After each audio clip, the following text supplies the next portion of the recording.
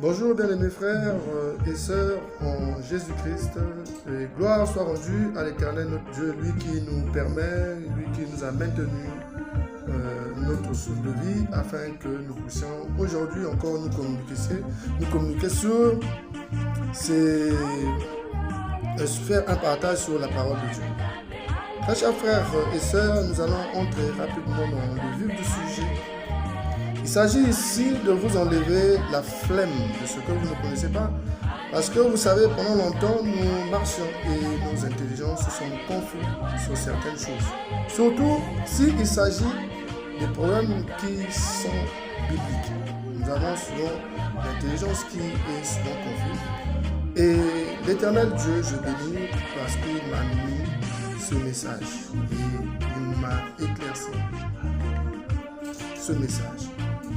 Il s'agit ici, mon bien-aimé frère et sœur, de connaître une vérité sur ce phénomène qui ne cesse de nous étonner. C'est la mort. Allons dans le livre de Genèse, au chapitre 2, nous allons au verset 9. Ici, il s'agit de comprendre au commencement, Dieu avait créé plusieurs arbres, mais il avait implanté dans l'Éden 2 types d'arbres. Genèse 2 au verset 9. Là, c'était l'arbre de la vie éternelle et l'autre, c'était l'arbre de la connaissance et du bien et du mal. Nous allons poser la question, mais pourquoi au commencement, il va déjà implanter 2 types d'arbres qui ont des caractéristiques, l'autre qui montre le bien et le mal, et l'autre qui donne la vie éternelle. Nous restons dans le vif du sujet et nous avançons plus tard et plus devant, nous allons comprendre beaucoup de choses. L'Éternel Dieu fit pousser du sol des arbres, de toute espèce agréable à voir et bon à manger. Et l'arbre de la vie au milieu du jardin et l'arbre de la connaissance du bien et du mal. Bien. Mon frère, on avance. Et Dieu dit au verset 17, « Mais tu ne mangeras pas l'arbre de la connaissance du bien et du mal, car le jour où tu en mangeras, tu mourras. » Retenez, la problématique commence par Dieu dit, tu ne mangeras pas le jour que tu vas toucher cet arbre. Tu mourras. Bien aimés frères et sœurs, nous allons la Genèse au chapitre 3. Alors au chapitre 3, commençons au verset 17. Ici, écoutez, il dit à l'homme, parce que là après, il y a eu le péché, le diable a tenté, ils ont touché Adam a mangé par l'entremise de sa femme. Et là, l'Éternel dit à l'homme, puisque tu as écouté la voix de ta femme et que tu as mangé, on est en Genèse 3, 17, tu as mangé de l'arbre au sujet duquel je t'avais donné cet ordre, tu n'en mangeras point. Le sol sera maudit à cause de toi. C'est à force de peine que tu tireras ta nourriture tous les jours de ta vie. Nous allons au verset 19, là où est la seconde problématique de notre enseignement. C'est à la sueur de ton visage que tu mangeras du pain, jusqu'à ce que tu retournes dans la terre, d'où tu as été pris, car tu es poussière et tu retourneras dans la poussière. Mon frère, la problématique et la nuance commence là. Dieu dit ceci, le jour que tu en mangeras, tu mourras. Et ici, quand il mange, il y a eu la mort qui est rentrée par Adam. Parce qu'il a fait pécher. Le péché est rentré par Adam dans le monde. La mort aussi est rentrée par Adam. Mais Adam est là, il n'est pas mort. Adam est là, il vit. Mais Dieu lui prononce une sentence en disant, comme tu as fait cela, tu vas retourner. Bien mes frères, nous allons aller encore un peu plus loin pour une bonne compréhension de Nous allons à Genèse 3 au verset 19. Là-bas, nous avons lu que tu retourneras à la poussière. Genèse 3, allons au verset 22. Genèse 3, on pousse un peu plus loin au verset 22. L'Éternel dit, voici l'homme est devenu comme l'un de nous pour la connaissance du bien et du mal. Empêchons-le maintenant d'avancer sa main, de prendre l'arbre de la vie, d'en manger et de vivre éternellement. Il s'agissait là donc des archanges qui ont barré la voie à l'homme afin qu'il n'aille pas vers le deuxième arbre qui était aussi implanté dans le jardin d'Éden. Mon frère, ma soeur, nous allons partir au livre de Ézéchiel au verset 28. Ézéchiel au verset 28. Parce que là, nous allons voir rapidement l'origine. Pourquoi Dieu en créant, dans la Genèse, Dieu en créant, dès le départ, il y a déjà deux arbres qui posent un problème. Pourquoi? C'est parce que dans Ézéchiel 28, au verset 15, ici, il s'agit d'un problème qui s'est passé avant que Dieu commence à créer la terre. Alors, nous allons lire verset 15, verset 14. Tu étais un chérubin protecteur aux heures déployées, je t'avais placé et tu étais sur la sainte montagne de Dieu. Tu marchais au milieu des pierres étincelantes. Tu as été intègre dans tes voies depuis le jour où tu fus créé, jusqu'à celui où l'iniquité a été trouvée chez toi. Par la grandeur de ton commerce, tu as été rempli de violence, tu as péché. Et je t'ai précipité de la montagne de Dieu. Et je t'ai fait disparaître chérubin protecteur au milieu de pierres étincelantes. Ton cœur s'est élevé à cause de ta beauté. Tu as corrompu ta sagesse par ton éclat. Je t'ai jeté par terre. Je te jette par terre. Je te livre en spectacle au roi. Par la multitude de tes iniquités, par l'injustice de ton commerce, tu as profané tes sanctuaires. J'ai fait sortir du milieu de toi un feu qui te dévorera. Oui, bien-aimés, frères et sœurs, ici nous comprenons que l'origine des péchés remonte à bien avant la fondation. Et voilà pourquoi quand l'huile était bannie du ciel, il est tombé sur la terre et Dieu en train de reformer la terre. Il a créé ces deux arbres scellés des mystères. Et lui, le diable, quand il vient tenter la femme, il connaissait le pourquoi. Il demandait à la femme de toucher à cet arbre. Il lui a même dit à la femme, il vous a dit, vous ne toucherez pas parce que le jour où vous allez toucher, vous allez mourir. Il connaissait que le péché qu'il avait, lui, encaissé là-bas depuis le ciel, il y avait une cessation. Il y avait une mort honte entre lui et Dieu. Il savait qu'il y avait un effet qui naît derrière le péché. Vous voyez, d'où vient quand Dieu a dit à Adam, ne touche pas à cet arbre, le jour où tu vas en manger, tu vas mourir. Mais cet arbre regorgeait quoi? Il regorgeait le péché et ses effets. Le désastre causé par le diable, par Satan aussi. Et voilà, nous allons aller rapidement. Et voilà comment la mort s'est installée dans les parvis de la vie des hommes. Et ici, il s'agit de comprendre un peu. Jésus-Christ nous dit ceci. Allons dans le livre de Jean, chapitre 5. Jean, chapitre 5. Nous allons au verset 24.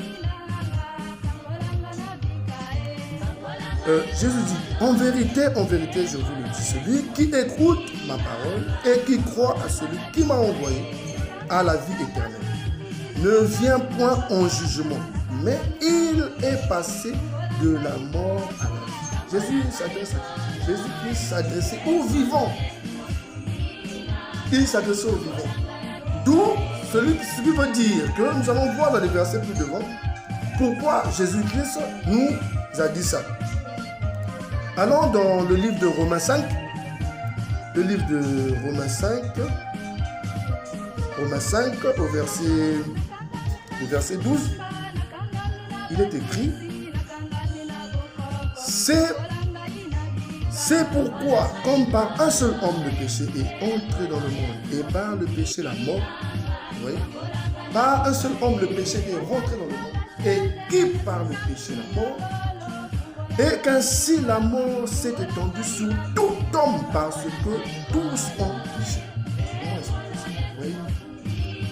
Tu nais avec le péché originel. Tu nais avec le péché originel. Tu nais avec quel péché? Tu nais avec le spectre de la mort. D'où m'est venu en tête une fois, je lisais sur beaucoup des endroits où on disait laissez les morts enterrer leurs morts. Maintenant j'ai compris. Parce que étant vivant tel que nous marchons, quand ton esprit ne communique pas avec Dieu, quand tu n'es pas en parfaite harmonie avec Jésus-Christ, mon frère, tu es considéré comme étant un mort. Voilà pourquoi nous enterrons les morts. Et dit, laissez les morts enterrer. Vous comprenez ça? Qui es-tu, la mort? La mort est un effet qui est sorti d'un désastre causé par Satan. Nous allons avancer. Cependant, donc au verset 14, Romains 5, verset 14, cependant la mort a régné depuis Adam jusqu'à Moïse, même sur ceux qui n'avaient pas péché par une transgression semblable à celle d'Adam. Vous comprenez? Depuis Adam jusqu'à Moïse, et même sur tous ceux qui n'avaient pas péché, la mort, qu'est-ce qui s'est passé? Voilà l'intervention de Jésus-Christ. Il fallait que cet homme-là vienne revêtu de la plénitude de l'Éternel, où il pouvait dire, celui qui m'a vu avec le Père, et nul ne peut aller au Père sans passer par moi. C'est parce qu'il y avait un effet qui pouvait venir combattre. Jésus-Christ n'est pas venu pour finir une histoire avec le péché. Jésus-Christ n'est pas venu pour finir avec une histoire avec Satan, parce qu'il règne jusqu'à nos jours. Mais Jésus-Christ était venu pour combattre un effet. Il est venu pour combattre la mort dans la vie des hommes parce qu'il savait que depuis Adam jusqu'à une génération très avancée, tous ceux qui mouraient, même sans le péché, ils étaient retenus par cet effet. La mort placée dans le séjour de mort. D'où Jésus-Christ est venu mourir sur la croix. C'est-à-dire qu'il s'est revêtu de cet effet, il est mort, il est descendu dans le séjour de mort, il est allé lui arracher le pouvoir et il est sorti avec tous ceux qui étaient retenus en captivité dans ce séjour. Vous voyez, bien aimés frères, nous allons avancer parce que c'est très intéressant, nous devons le comprendre. Mort, qui es-tu? Un effet qui est dérivé du péché. Bien aimés frères, aussi longtemps que tu marches sans l'Esprit de Dieu, sans Jésus-Christ dans ta vie, mon frère, ma soeur, considère-toi comme la mort.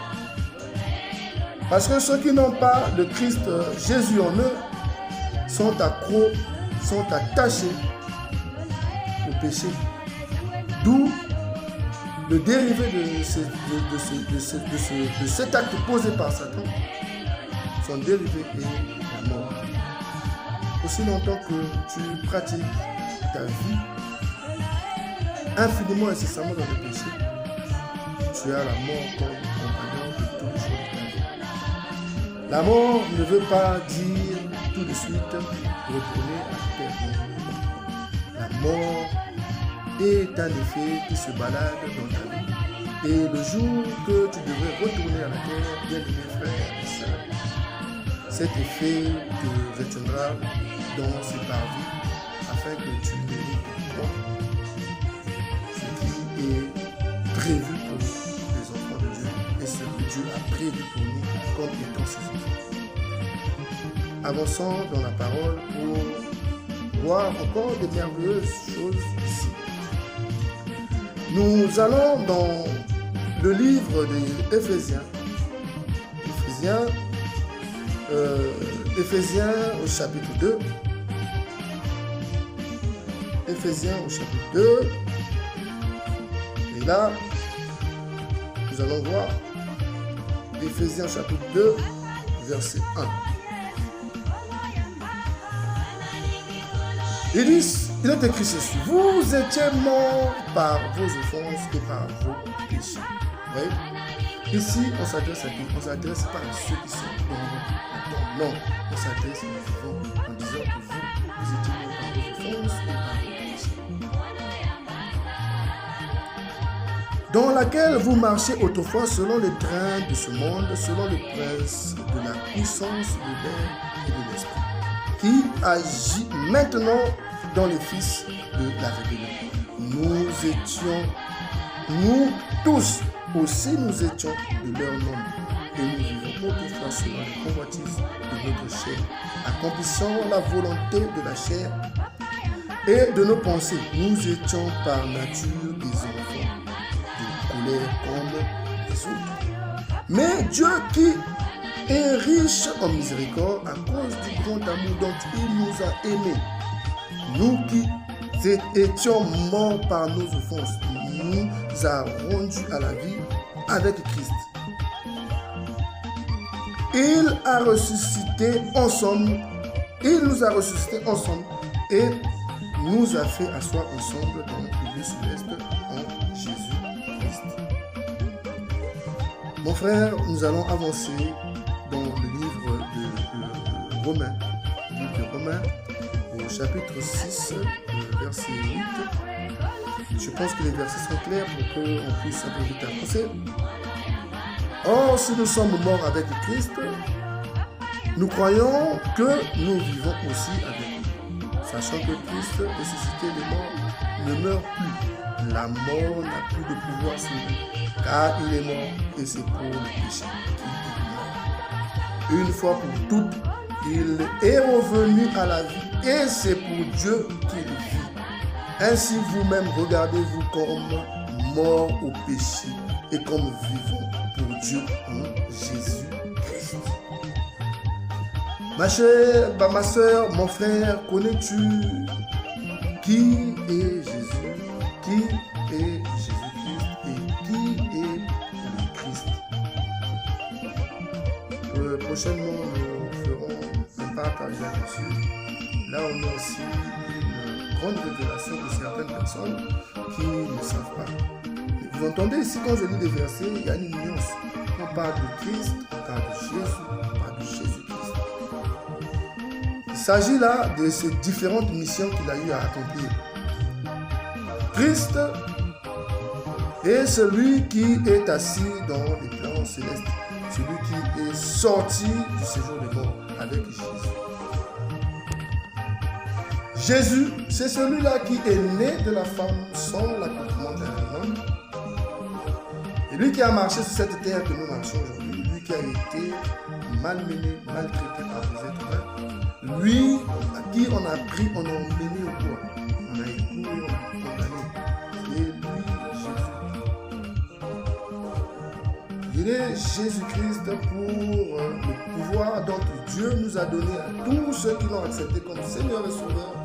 Aujourd'hui, ce nom, quand tu prononces ce nom de Jésus-Christ, qui veut dire celui qui était et qui demeure à jamais. Il était sur cette terre en Jésus-Christ, nous sommes charnels, Jésus. Il est Christ, il est assis dans les plans célestes en train d'accomplir avec adresse une grande mission qui lui avait été assignée et il assiste à la suite parce qu'il va arriver des événements bientôt. Très chers frères, très chères sœurs, avançons encore dans cette merveilleuse parole de Dieu. Et nous allons partir ici dans 1 Thessaloniciens, verset 4. 1 Thessaloniciens au verset 4. Verset 4. Chapitre 4 au verset 13. 1 Thessaloniciens chapitre 4 verset 13. Ici il est écrit: nous ne voulons pas que vous soyez dans l'ignorance au sujet de ce qui est, afin que vous ne vous affligez pas comme les autres qui n'ont point d'espérance. Car si nous croyons que Jésus est mort et qu'il est ressuscité, croyons aussi que Dieu a ramené par Jésus et avec lui ceux qui sont morts. Voici en effet ce que nous déclarons. nous déclarons, ce que vous déclarons. D'après la parole du Seigneur, nous les vivons. Restez pour l'avènement du Seigneur, nous ne devancerons pas ceux qui sont morts. Car le Seigneur lui-même a un signal donné à la voix d'un archange et au son de la trompette de Dieu, descendra du ciel et les morts en Christ ressusciteront en premier. Ici, dit, nous ne voulons pas, frères, que vous soyez dans l'ignorance au sujet de ceux qui dorment. Bien-aimés frères et sœurs, nous devons savoir une chose, que la rupture de notre vie, la mort physique, nous sépare de l'esprit et de l'âme qui en sont là. L'homme s'endort et retourne à la terre. Mais nous retournons à la terre d'une manière ou d'une autre. Il y a de ceux qui retournent à la terre en s'endormant en Jésus-Christ. Ceux-là se lèveront en premier lieu au son de la trompette quand le Christ viendra pour juger le monde. Et vous allez voir, bien-aimés frères et sœurs, dans le livre de Matthieu 25, mon frère, ma sœur, Matthieu 25, nous allons au chapitre 31. Matthieu 25, au verset 31. M'excusez. Lorsque le Fils de l'homme viendra dans sa gloire avec tous les anges, il s'assiera sur le trône de sa gloire. Toutes les nations s'asseront ensemble devant lui. Ils sépareront les uns avec les autres, comme le berger sépare les brebis avec les boucs. Il mettra les brebis à sa droite et les boucs à sa gauche. Alors, le roi dira à ceux qui seront à sa droite, venez, vous qui êtes bénis de mon Père, prenez possession du royaume qui vous avait été préparé dès la fondation du monde. Qu'est-ce qu'il s'agit? Qu'est-ce qui se passe? Il s'agit du processus du jugement et sa fin. Écoutez, ceux qui entrent dans le paradis céleste de Dieu, comment ils diront à Jésus-Christ? Quand, Seigneur, t'avons-nous vu avoir faim, nous t'avons donné à manger. Quand, Seigneur, t'avons-nous vu, toi, Seigneur, est en prison et nous t'avons visité. Il va leur dire, en vérité, sachez-le bien que toutefois que vous l'avez fait à un tout petit courant, c'est à moi que vous l'avez fait. Mon frère, ma soeur, cultivons le bien. Mets de côté la considération que tu as de ce que tu possèdes. Mets de côté la considération que tu as de tes biens que tu as amassés ici, sur cette terre. Cultive l'amour de l'Éternel. Le souffle que nous partageons, chacun de nous, personne ne le paye. Personne ne le paye, le prix. Mais il n'y a aucune maison qui peut payer le prix du souffle d'une personne. Il n'y a aucune somme d'argent qui peut payer le prix du souffle d'une personne. Nous allons quand même lire le verset. Alors le roi dira à ceux qui seront à sa droite, venez, entrez dans le domaine de Dieu, au verset 35, car j'ai eu faim et vous m'avez donné. J'étais nu et vous m'avez vêtu. Les justes lui répondront, Seigneur, quand avons-nous vu avoir faim et t'avons-nous donné à manger? Vous voyez, on avance. Et on arrive à ceux qu'il a mis à sa gauche. Il dit, quant à vous, vous m'avez vu malade, vous ne m'avez pas soigné, vous m'avez vu, j'étais nu, vous ne m'avez pas habillé, j'avais faim, vous ne m'avez pas donné à manger. Et eux, ils ont posé la même question en disant, Seigneur, quand avons-nous vu vivre toutes ces choses-là et que nous n'avons pas t'avons pas assisté. Il les a dit, mais sachez-le bien qu'en vérité, toutefois que vous n'avez pas fait un blanchiment, c'est à moi que vous ne l'avez pas fait. Mon frère, ma soeur. Allons au livre de Sagesse. J'ai aimé cette partie. Sagesse 1. Sagesse 1. Alors, au verset... il dit, Sagesse 1 au verset 11. Il est écrit. Sagesse chapitre 1 au verset 11. Gardez-vous donc des vaines murmures. Épargnez à votre langue les mauvais propos. Car un mot furtif ne demeure pas sans effet. Une bouche mensongère donne la mort à l'âme. Ne cherchez pas la mort par les égarements de votre vie et n'attirez pas sur la ruine par les œuvres de vos mains. Car Dieu n'a pas fait la mort. Il ne prend pas plaisir à la perte des vies. Nous allons chuter Apocalypse 20. Apocalypse 20. Apocalypse 20. Apocalypse chapitre 20.